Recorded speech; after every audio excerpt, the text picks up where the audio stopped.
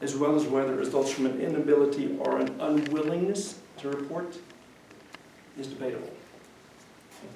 Those are three main kinds of suggestions: idiomotor, response inhibition, and cognitive. There's a fourth category that actually cuts across the other three, and this is the post-hypnotic suggestion.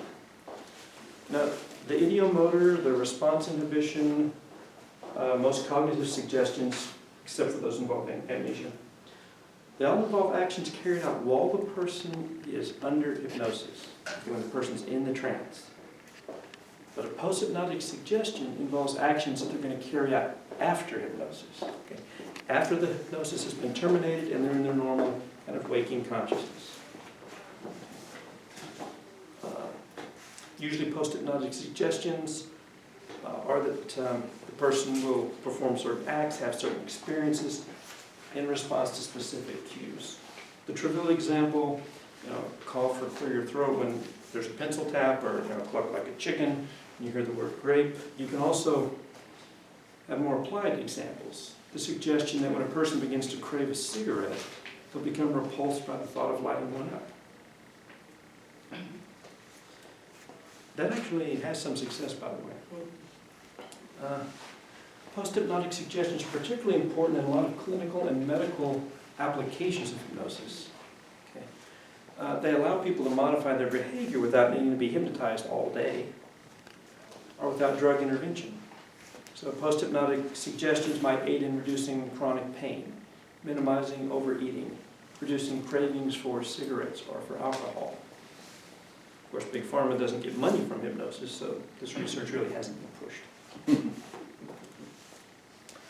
How long can a post-hypnotic suggestion last? Well, that depends. Depends on several factors. One is how hypnotizable a person is. Typically, the more hypnotizable somebody is, the longer a post-hypnotic suggestion is going to last. A second factor is complexity. Usually, the simpler the response, the longer it's going to last.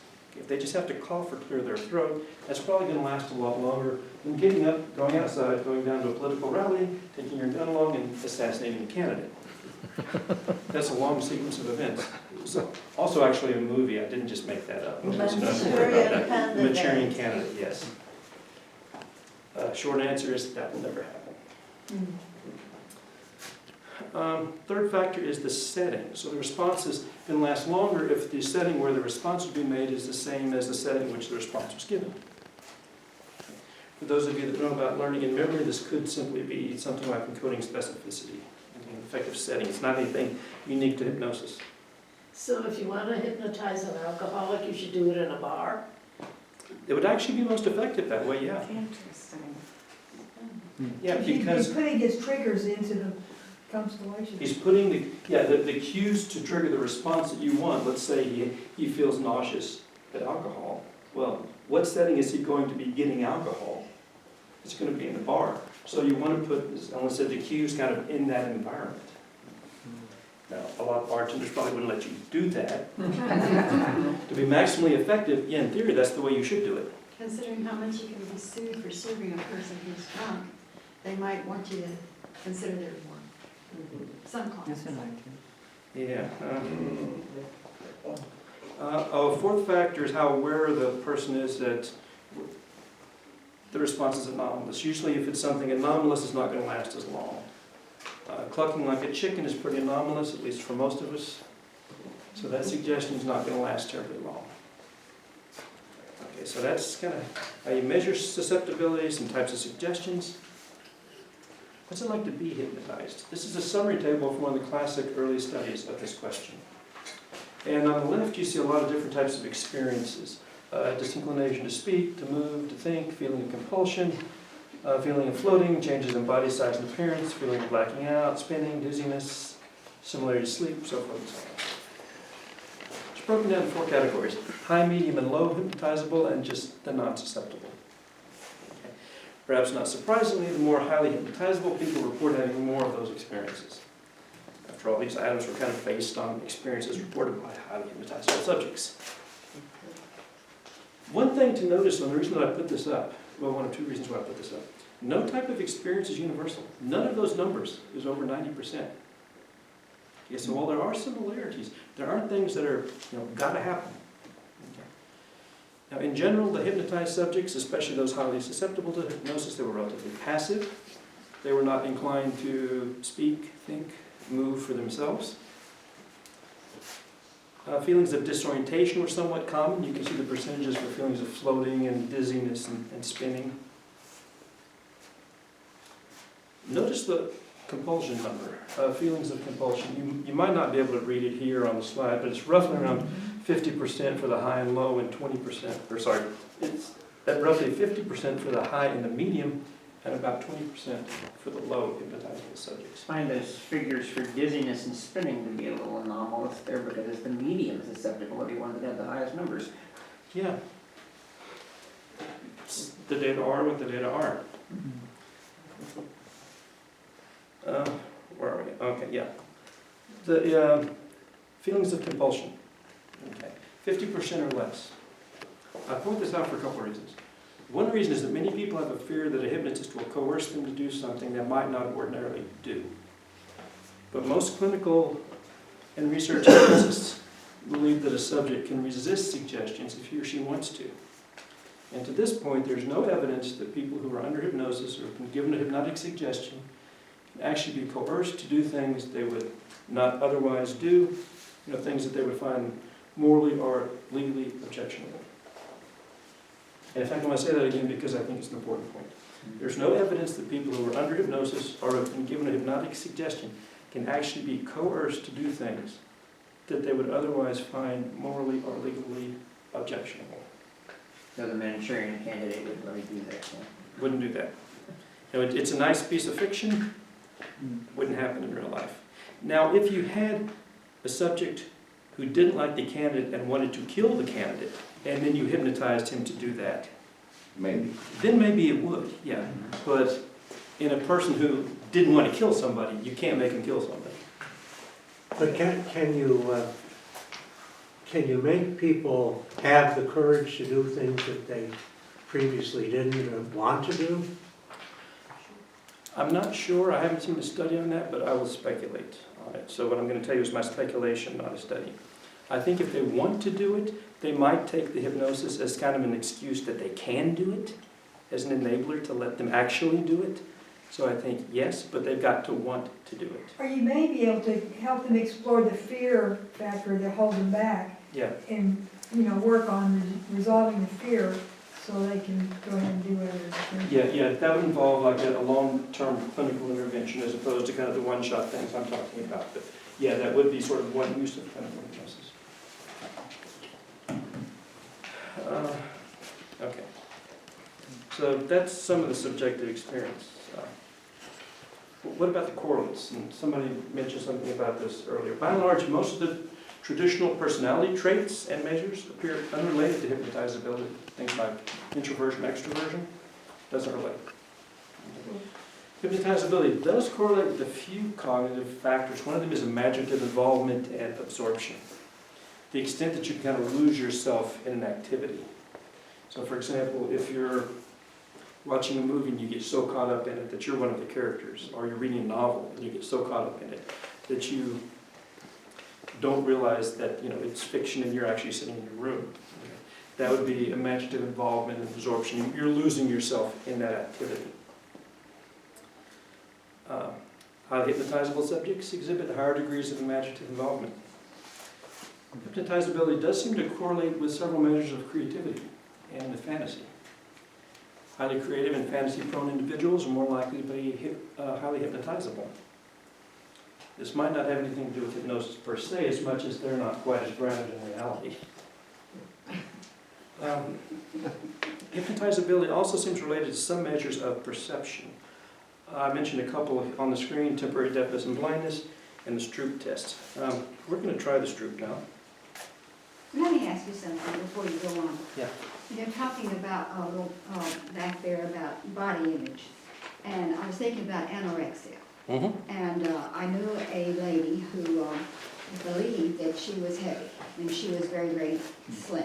Mm-hmm. And she saw a mirror image of her. She was walking down the street, and it was actually herself, but she didn't recognize it and wanted to be like that person. but that was her. Had this become something that was her own self-hypnosis in believing something that was different?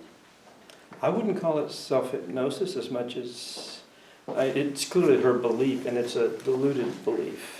Okay, but in fact, anorexia is one of the examples that we're going to look at later, where you can actually use hypnosis to sort of recalibrate someone's body image to treat anorexia. Well, that's what I was wondering.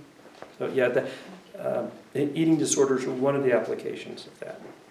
Don't we hypnotize ourselves all the time into believing certain things and thinking certain things, and then validate that again and again and again? We certainly delude ourselves into believing things. We have a confirmation bias to confirm all of that, but I wouldn't necessarily say that's hypnotizing ourselves. It's deluding ourselves, yeah, but I wouldn't necessarily say hypnotizing ourselves. Okay, we're going to try this Droop, and you may have seen this before. Okay.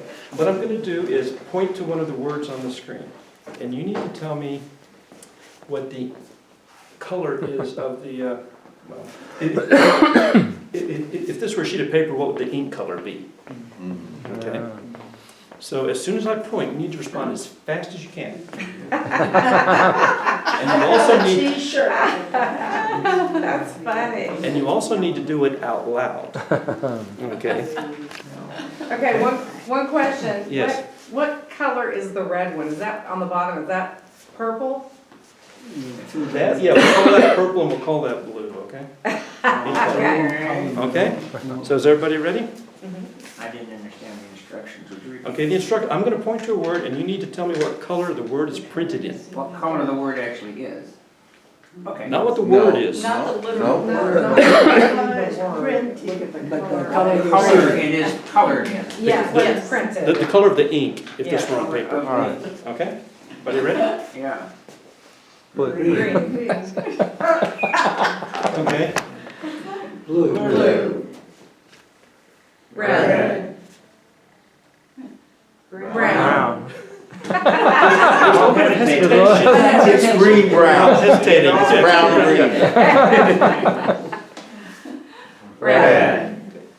Y'all are actually better at this in my undergraduate classes. They're like screaming out things that aren't even on the screen sometimes.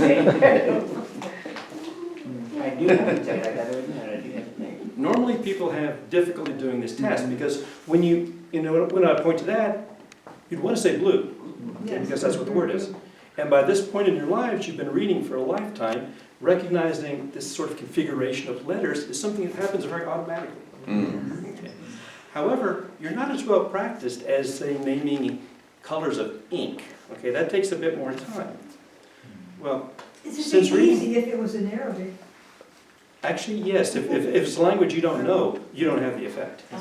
Shapes. But when you see, say, this configuration of letters, you've automatically got that response for blue being generated, but you've got to inhibit that and actually say red. And this puts up a little competition going on in your brain. Okay. It is faster for words that don't represent colors, like if you saw tiger and. Yeah. Yeah, but it's not nearly as much fun either. Who was Stroop? Stroop was the guy that actually first found the effect. In fact, John Stroop was his name. Oh, I'm showing this particular example because if you were a highly hypnotizable subject and I gave you a hypnotic suggestion that would, to better focus your attention on ink color, the magnitude of the Stroop effect, the amount of interference you would feel would actually go down. Deafness or blindness, or as we saw in the Stanford study, smell can be either eliminated or in some cases enhanced. Okay. There have been reports of a nearsighted person having visual acuity improved solely through hypnosis without the use of corrective lenses. Okay, which brings me to the issue of physical qualities. Okay. What happens when you hypnotize a person? Do you see physical changes? After all, if hypnotic trance is a different state of consciousness, we should be able to see some physiological differences. There have been a few differences found in a few studies, but the list is surprisingly small if hypnosis or trance is really a separate physiological state. Now, some of the differences that have been found, some found that people who are more hypnotizable tend to exhibit a little more alpha activity, during hypnosis. There's also a little more right hemisphere activation during hypnosis than during non-hypnosis. More susceptible individuals just exhibit more alpha during waking baseline. So even when they're not hypnotized, they're more in an alpha state.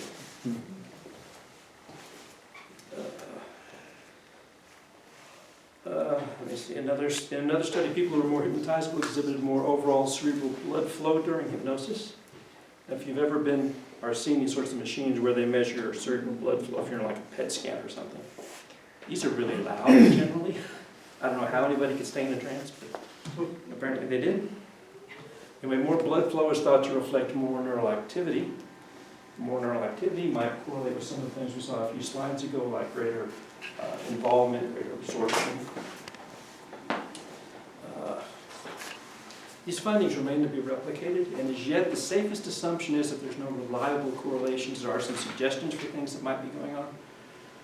But until these things get replicated, a lot of scientists are hesitant to accept them. Yeah. Oh, another one is the time of day, and this one kind of surprises me. You're more likely to be susceptible to hypnosis during that time when you're most alert and